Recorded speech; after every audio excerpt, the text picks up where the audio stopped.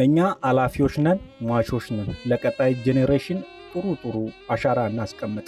ከላይ የምትመለከቱትን ዳይኒንግ ቴብል አሰራር ላይ አሳያችሁ።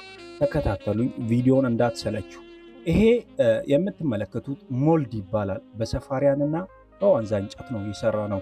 ሳይዙ 75 በ105 ነው። ይሄ የምትመለከቱት 3 በ4 የሆነ እንጨቱ ከዋንዛ ተሰነጥቁና እቺን ኦቫሏን አውጥታችሁ ከዛ በኋላ ፍሬምወርኩን ማዞር ነው።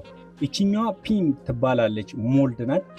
ውስጥ ላይ ሰፋሪያን የነገርኳችሁ 105 በ75 የሰነጠቅናትን 3 ባይዚት ኮላ እየቀባን እያንዳንዱ ቁጭ አድርገን ከዛ በኋላ እቺን ወስደነው እላይዋ ላይ ቁጭ እናረጋታለን። ከዛ ምን እናረጋለን?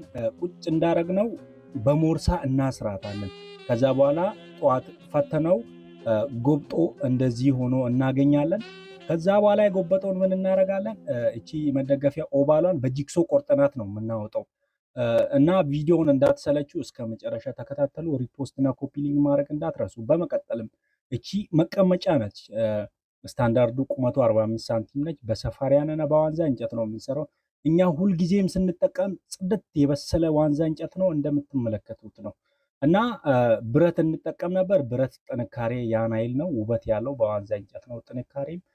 እቺን እንደነገርኳችሁ ጉብጠቷን ካገኛችሁ በኋላ እቺን መደገፊያዋን ረስሳችሁ በጂክሶ ታወጣላችሁ። እና ይሄን ቪዲዮ መጨረሻ ላይ ፋይናል ላይ ስፌት፣ ጨርቅ፣ ስፖንጅ ሙሉ ሲያልቅ ፖስታለሁ። ቪዲዮን ኮፒ ሊንክ፣ ሼር፣ ሪፖስት አድርጉ።